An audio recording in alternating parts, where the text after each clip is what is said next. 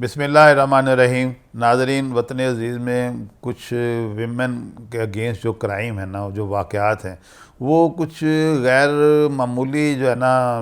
रफ्तार से और जो फ्रीक्वेंसी से हो रहे हैं। इसमें एक जो अच्छी बात इसमें नज़र ये आई है इन दिनों में कि हमारे प्राइम मिनिस्टर ने तकरीबन हर जो है ऑनलाइन इंसिडेंस हुआ है उसमें ज़ाती दिलचस्पी भी ली है और मुतल्लिका इदारों को उन्होंने बिल्कुल ऑन टोज़ किया हुआ है कि कोई इसमें जो है ना दकीका फ़रोगदाश ना रह जाए। इसकी जो है ना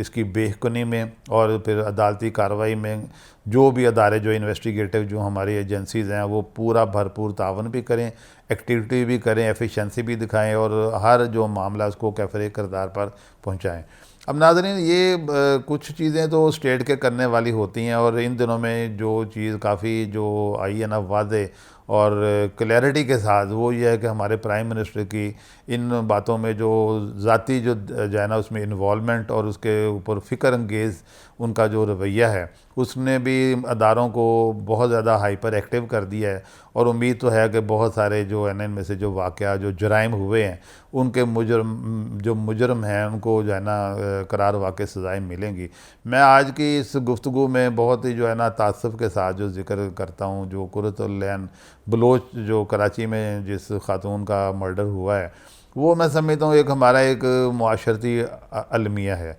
इसके बड़े मल्टीपल फैक्टर हैं। देखिए, हमारा जो दीन इस्लाम है ना, इसमें दूसरी शादी, डाइवोर्स या विडो, ये बहुत तफसील वाला जो सब्जेक्ट है, लेकिन इतना इख्तिसार के साथ ज़रूर बताऊँगा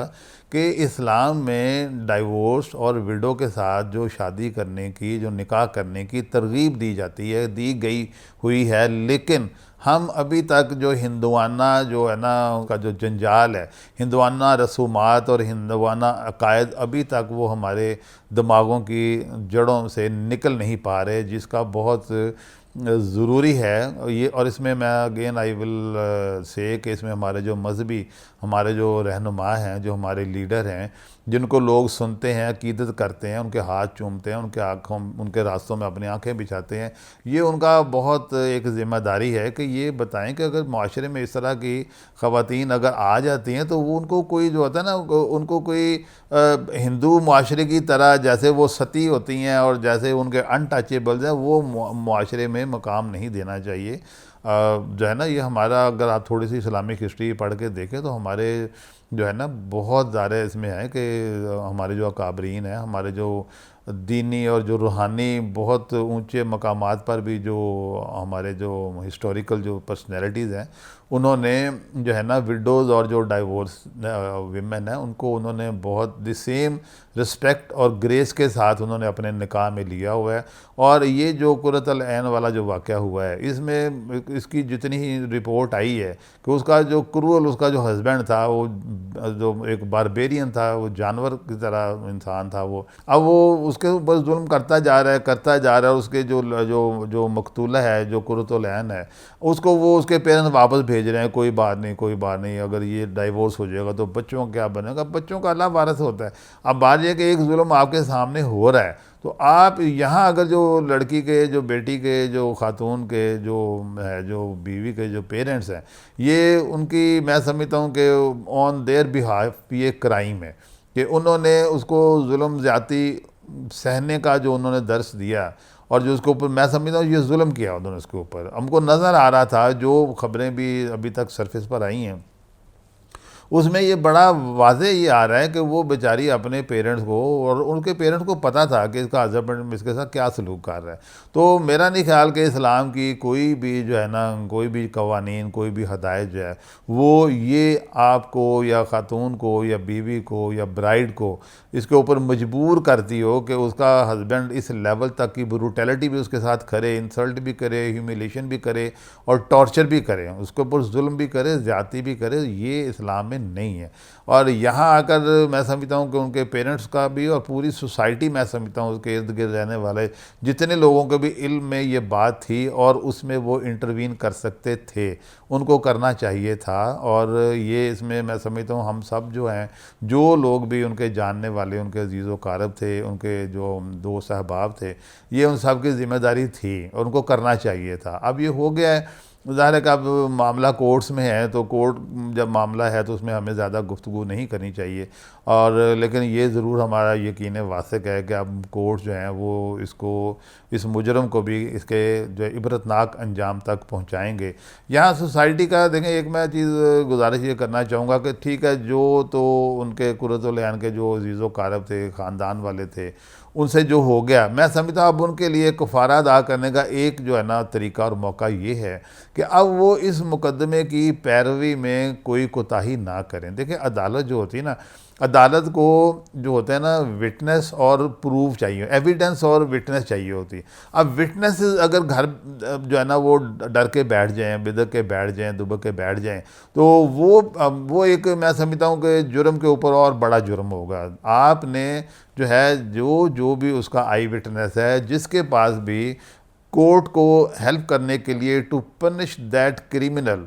जो है ना, वो जिसके पास जो भी वो कोर्ट की हेल्प कर सकता है, उसको कार्रवाई का हिस्सा बनना चाहिए, डरना नहीं चाहिए। क्योंकि इस तरह के जो मुजरम होते हैं ना, once they get trapped in the clutches of law, तो उसके बाद उनका जो होता है ना टेरर शेरर वो ख़त्म हो जाता है बिल्कुल। उनका कहते हैं ना, वो कहते हैं सांप के दांत निकाल दिए, अब सांप जो है ना एक गोश्त का लोथड़ा है। ये ऐसे क्रिमिनल की यही पोजीशन होती है, जब वो एक दफ़ा जो कानून के शिकंजे में आ जाते हैं, फिर उनकी वो स्पोर्ट्स भी सारी उनका साथ छोड़ जाती हैं जो आम हालात में, जिसकी वजह से वो लोगों को डराते हैं, धमकाते हैं, उनके ऊपर अपना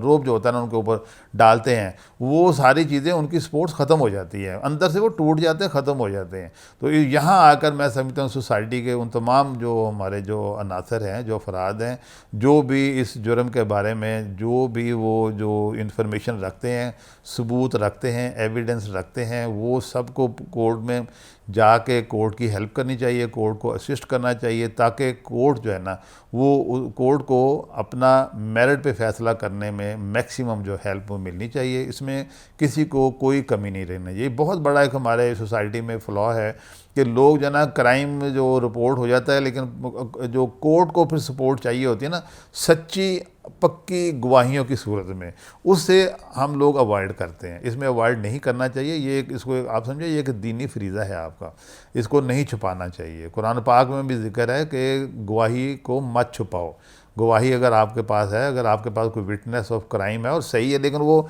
इसका नेगेटिव नहीं लेना चाहिए, नेगेटिव इस्तेमाल नहीं करना चाहिए। किसी को नाजायज़ सज़ा दिलवाने के लिए कतल नहीं है, लेकिन किसी के साथ जुल्म हुआ है, ज़्यादती हुई है और आपके सामने उसके शवाहद हैं, आप खुद या यानी शाहिद हैं, या आपके पास ऐसे कोई चीज़ें हैं जिसकी वजह से आप अदालत को मुस्बत जो है ना